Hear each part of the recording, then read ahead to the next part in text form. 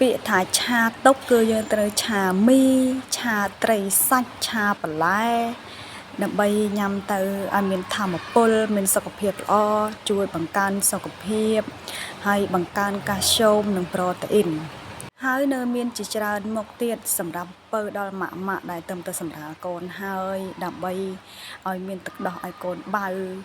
ហើយជាពិសេសហ្នឹងគឺបំពន់សុខភាពខ្លួនឯងឲ្យខ្លាំងឲ្យខ្លាំងមែនតែនព្រោះថាបើយើងមិនចេះថែសុខភាពខ្លួនឯងទេមិនមើលថែខ្លួនឯងបានល្អទេច្បាស់ហើយច្បាស់ជាស្រុតកម្លាំងគ្មានកម្លាំងកំហែងសម្រស់ក៏ធ្លាក់ដែរបងប្អូនហើយត្រូវចេះស្រឡាញ់ខ្លួនឯងមើលថែខ្លួនឯងហើយជាពិសេសគឺត្រូវថែសុខភាពខ្លួនឯងនិងចេះស្រឡាញ់ខ្លួនឯងឲ្យបានច្រើននិងថែសុខភាពកូនស្រឡាញ់កូននិងក្រុមគ្រួសារឲ្យបានច្រើនផងដែរហើយរឿងមួយទៀតរឿងដែលយើងត្រូវឆាចោលក្នុងឆាកជីវិតរបស់យើងណាឆាជីវិតដែលមានតែភាពស្រស់កក្រោះជីវិតដែលមានតែភាពទុក្ខព្រួយទុក្ខកង្វល់ជីវិតដែលជួបតែទុក្ខនិងបញ្ហាផ្ទួនជីវិតដែលសោះកក្រោះជីវិតដែលមានតែរឿងរ៉ាវសាំញ៉ាំជីវិតពោពេញទៅដោយភាពទុក្ខលំបាកជីវិតពោពេញទៅដោយបញ្ហាជាប់ផ្ទួនបែបនេះគ្មានអ្នកណាគេត្រូវការម្នាក់សោះឡើយបងប្អូនជីវិតដែលរកសុខមិនបានអញ្ចឹងណាបងប្អូនគួរតែឆាចោលបានបងប្អូនឆាចោលចោះកុំទៅទុកមានតែព្រួយមានតែទឹកភ្នែកជូតក្បាលចង្គង់ជូតអីហ្នឹងដូច្នេះហើយបងប្អូនមិនបាត់ទុកវានាំតែមានបញ្ហាជាច្រើនទេអញ្ចឹងហើយយើងគួរតែឆាអ្វីដែលជារបស់ញ៉ាំសម្រាប់ពើកម្លាំងយើងវិញហើយដែលវាមានជាតិប្រូតេអ៊ីនច្រើនអានេះសម្រាប់បងប្អូនឆាចោះ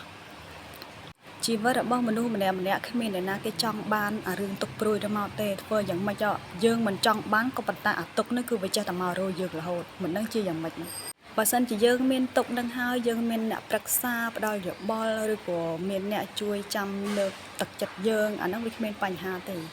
តែបើសិនជាមួយមនុស្សមួយចំនួនវិញទៀតណាដល់ពេលដែលយើងមានបញ្ហាជួបទុកជួបព្រួយអញ្ចឹងហើយអ្នកខ្លះក៏ជន់យើងពលិចថែមអ្នកខ្លះក៏ចាំជួយលើកទឹកចិត្តយើងតែ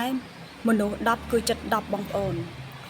មនុស្សម្នាក់គឺចិត្តតែមួយទេដូច្នេះហើយអ្វីដែលគេគិតថាយើងជួបទុកហើយគេមក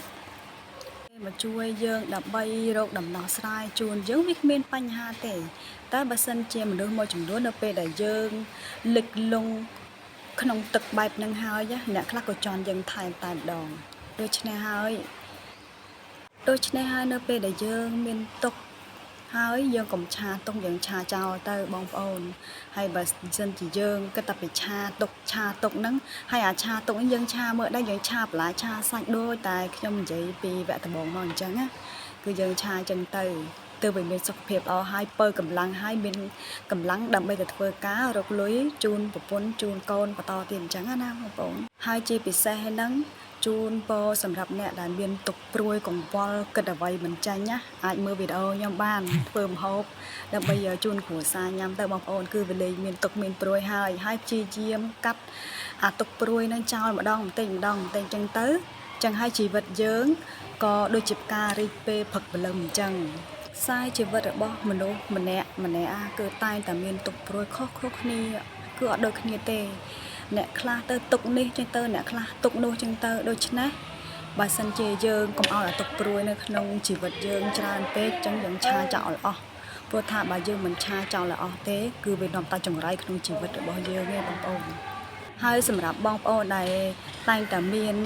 ទុកនៅក្នុងជីវិតតែឥឡូវមកមើលរបៀបឆារបស់ទុកញ៉ាំគឺឆាមីឆាអីសកូអីដូចខ្ញុំចឹងទៅហើយបើសិនជាមានបញ្ហានៅក្នុងចិត្តក្រំទ្រូងអីហ្នឹងចូលឆាចោលឲ្យអស់កុំទុកព្រោះថាបើសិនជាទុកគឺនឹងមានបញ្ហាពេញមួយជីវិតរបស់យើងតែម្ដងគឺមិនខុសទេបងប្អូនគិត